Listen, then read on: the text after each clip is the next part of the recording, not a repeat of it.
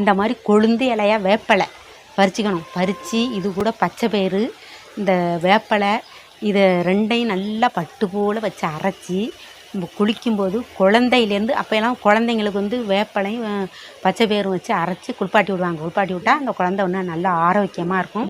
குழந்தைங்கள் நல்லா திடகாத்திரமாக இருக்கும், நல்லாயிருக்கும் பார்க்குறதுக்கு. குளிப்பாட்டின உடனே அவ்வளோ ஒரு கலையாக இருக்கும் அந்த குழந்தைங்கள பார்த்தா. அது மாதிரி இருக்கும். இந்த வேப்பலையும் பச்சை பயிரும் அரைச்சி வச்சு குளிப்பாட்டுவாங்க. அதே மாதிரி பார்த்திங்கன்னா இந்த பனி 10க்கு இந்த வேப்பலையும் பச்சை பயிரும் வச்சு அரைச்சி இந்த மார்கழி மாதம் தை மாதம் வரலையும் பார்த்திங்கன்னா வறண்டு போயிருக்கும். எப்படி தான் எண்ணெய் தேய்ச்சா கூட அப்படியே கைகாலெலாம் பூத்து போயிருக்கும்.